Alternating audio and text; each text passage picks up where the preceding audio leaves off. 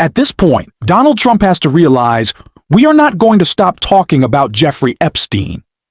No matter how much he tries to intimidate Republicans or distract the media, this story isn't going away. And that's likely why Trump suddenly shifted course early this morning with one of the wildest Epstein-related posts we've ever seen from him on Truth Social, coming just hours after devastating new jobs numbers rocked his administration, scandals and screw-ups everywhere. We're going to get into it. But before we do, please take a second to like this video, and if you haven't already, hit that subscribe button. It really helps support our work. Now, before we break down Trump's bizarre Epstein post and the economic disaster, let's start with a perfect call-out of his endless attempts to dodge accountability. This one from Jasmine Crockett. Make no mistake, Trump is weaponizing his idea of free speech to force folks and companies to become his political puppets to promote his propaganda. Trump and Republicans defunded NPR because they argued it was biased. Trump has removed books discussing racial discrimination at U.S. military academies, including the amazing Maya Angelou's autobiography, I Know Why the Caged Bird Sings. He's tried to strip funding to schools across the country if they don't remove materials that include discussions of racial discrimination or that promote diversity. And in order for the merger between Paramount and Skydance to happen, the FCC chairman and Republican-appointed commissioners required Skydance to establish a bias monitor. And in its FCC order noted reports, quote, concerning negative media coverage of the Trump administration. This is to say nothing of Trump pushing television networks to get rid of comedians and talk show hosts who criticized his administration, say like Mr. Colbert. Let's call this what it is. It's Trump weaponizing the idea of free speech to force people, institutions, and companies to be his mouthpieces. This ain't free speech, it's propaganda. Meanwhile, my Republican colleagues are out here having a meltdown over the European bill, one that, by the way, includes provisions to fight child trafficking. You know, it's frustrating because we talk about being fiscally responsible and we talk about free speech. And right now, as we're having these discussions, you know who's trying to shut down members from voting in the way that they want to vote? It's the president, who literally said he would look at anyone who decided that they were going to vote to release the Epstein files as hostile. That sounds like a threat as it relates to all First Amendment protections, in addition to the fact that it's literally contravening our constitutional duty that we swore an oath to, because we don't swear to an orange king. Instead, we have sworn an oath to the Constitution, and we were elected to represent the people that elected us. Thank you so much, and I'll yield. Donald Trump seems to think the Epstein cover-up will play out just like every other scandal of his administration, with Republicans eventually falling in line. And sure, some have. We saw Nancy Mace put on a teary performance, only to turn around and back the former president, shielding him and other billionaires.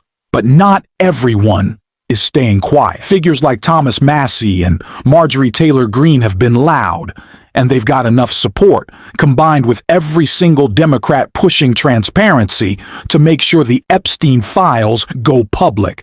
Trump can't sweep this one under the rug, and just like he can't bury the scandal, he can't escape the disastrous jobs numbers that even Fox is panicking over. Both of those realities collided this morning, and that's what pushed Trump into posting one of the most bizarre rants we've ever seen on Truth Social. I sure do. 22,000 jobs added in the month of August.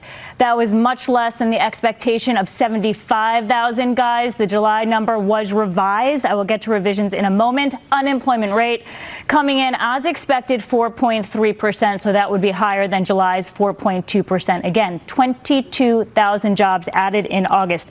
Let me get you the revisions, because this is what everybody is focused on. For June and July together, combined 21,000 jobs lower than previously reported. I'll categorize that now. now. So you see for June, it was revised down by 27,000, getting you to negative 13,000, and the change for July up by 6,000, getting you to 79,000. It is just such a beautiful thing to get to watch those Fox hosts have to report those terrible, terrible jobs numbers. Oh no. Oh, Mr. President. Oh, you really screwed it this time. And they can't even blame anyone else but Trump. This is his economy. He has taken complete control. He is doing the thing that he hasn't said Democrats have done but want to do, which is a state-run economy. That is what Donald Trump has always claimed Democrats are after. And that's what he is currently doing right now with the most idiotic tariff policy. You can't even call it policy at this point that we've ever seen. Donald Trump is single-handedly running the economy into the ground. And it's one of the many reasons he was freaking out this morning on Truth Social and posted this insane Epstein meltdown. Trump wrote on Truth Social, "The confused and badly failing Democrat Party did nothing about Jeffrey Epstein while he was alive except befriend him, socialize with him, travel to his island, and take his money. They knew everything there was to be known about Epstein, but now, years after his death, they out of nowhere and seeming to show such love and heartfelt concern for his victims." Does anybody really believe that? Where were they during the public trials? And for all of those years before his death, the answer is nowhere to be found. The now dying after the DOJ gave thousands of pages of documents in full compliance with a very comprehensive and exacting subpoena from Congress. Epstein case was only brought back to life by the radical left Democrats because they are doing so poorly with the lowest poll numbers in the history of the party, 16%, while the Republicans are doing so well among the highest approval rating numbers the party has ever had. The Dems don't care about the victims, as proven by the fact that they never did before. This is merely another Democrat hoax, just like Russia, and all the others, in order to deflect and distract from the great success of a Republican president and the record-setting failure of previous administration and the Democrat Party.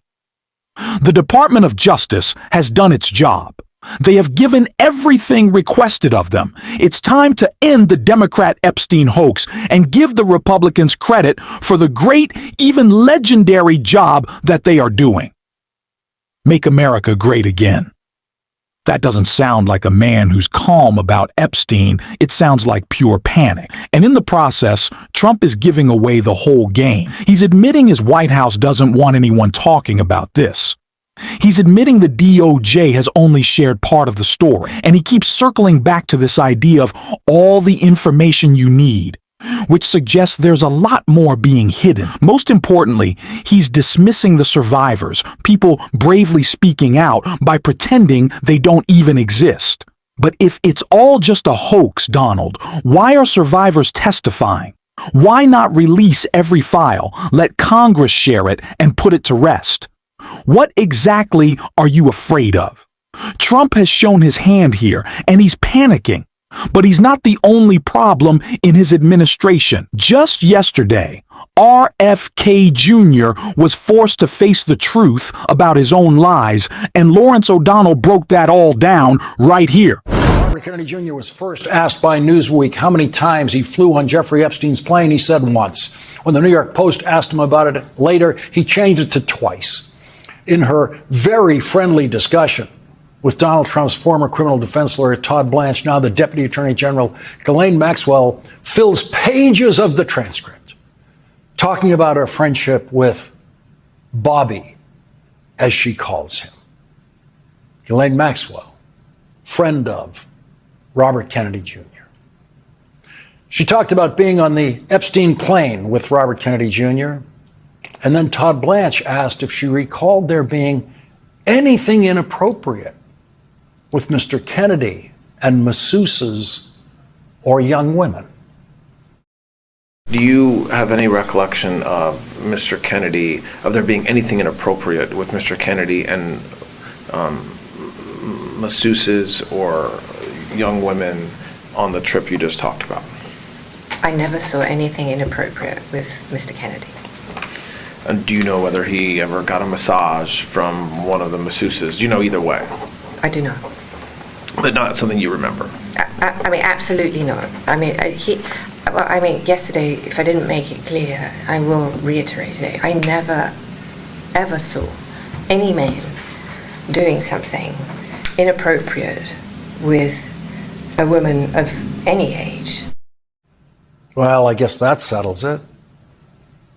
There's convicted sex trafficker Ghislaine Maxwell, who was indicted for perjury, saying that Robert Kennedy Jr. did nothing inappropriate with masseuses or young women, and in the same breath, she delivers the pure perjury of, I never, ever saw any man doing something inappropriate with a woman of any age.